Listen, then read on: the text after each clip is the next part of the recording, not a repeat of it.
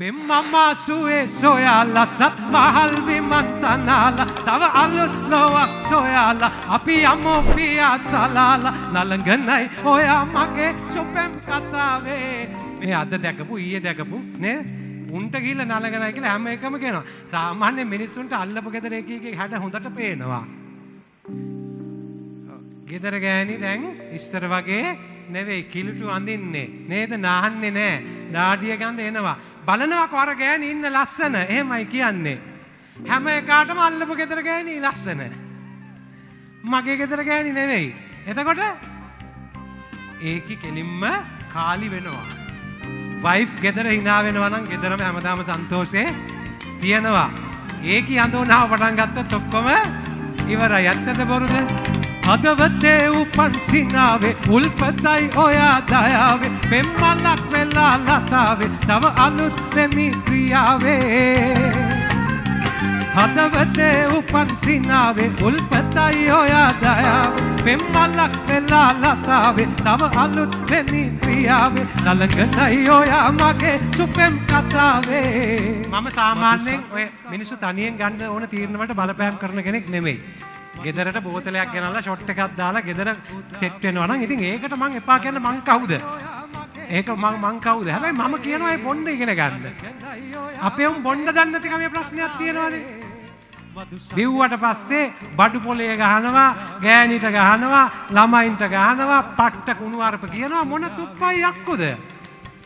ඒ කියන්නේ උන් හිතන් ඉන්නේ උන් හරි චණ්ඩි ලොකු පිරිමි කියලා. ඒ වගේ උන් පිරිමි නෙමෙයි උන්ට තමයි නපුංසකයෝ කියන්නේ. හරිද? එනිසා බොම් පැහැදිලි ලෙසම බීලා තමුන්ව පාලනය කරගන්න බැරි එකා පිරිමියෙක්ද කියන්නකෝ හොඳට මතක තියාගන්න බීලා තමුන්ව කන්ට්‍රෝල් කරගන්න බැරි එකා පිරිමියෙක් නෙවෙයි ඒක බෑ කියලා දන්නවනම් ගෑණියෙක් නොවි හිටපන් නොබී බොනවනම් තමුන් හොඳට එන්ජොයි කරන්න ඕනේ ලස්සන සින්දුවක් කියලා නටලා ගෙදර අයත් එක්ක විනෝද වෙලා කාටවත් හිරිහැරයක් නොකර සන්තෝෂෙන් ගේ ඇතුලේ කතාව ඉවර කරන්න එහෙම නැත්තම් ඔබ දන්නේ නෑ ඔය බොන්නේ මොකටද කියලා මදු සඳෙන් තවත් සුපුන් සඳක් උදාවේ මදු සඳෙන් තවත් සුපුන් සඳක් උදාවේ නලංගනයි ඔයා මගේ සුපෙම් කතාවේ නලංගනයි ඔයා මගේ සුපෙම් කතාවේ මදු සඳෙන් තවත් සුපුන් සඳක් උදාවේ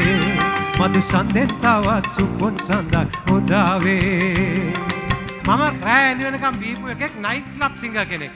මට බොණ්ඩ උගන්වන්න ඕනේ නෑ. ඒ නිසා ඒ වල තියෙන රහ මට කියලා දෙන්න ඕනේ නෑ. අද මම ගහන්නේ නෑ. ඇයි?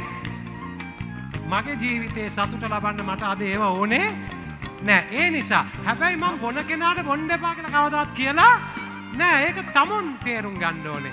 තමුන් කරන දේ දැනගන්න, ඒක විඳින්න, ඒකේ ආදීනව දැනගන්න තමුන්ගේ ජීවිතේ හානියක් තියෙන දෙයින් නිස්සරණ වෙන්න ආයත් වෙන්න අස්සාවේ ආදීනව නිස්සරණ ඒක අභ්‍යාස කරන්න කලකිරෙන්න එපා ඔබෙන් වෙච්ච වැරදි ගැන කලකිරෙන්න එපා ඒ අස්සාද කියන තැනට දාගන්න ආදීනව දකින්න මගේ දරුවා දුක් විඳිනවා මගේ ගෑණි ගුටි කනවා මේවා තමයි ආදීනව මගේ වකුගඩු නරක් වෙලා දැන් මේවා තමුන් තේරුම් ගන්න ඊට පස්සේ තමුන්ගේ ජීවිතේට ඉතුරු කරගත යුතු දේ මොකක්ද කියලා තෝරගෙන එපා දේ ඉවත් කරන්න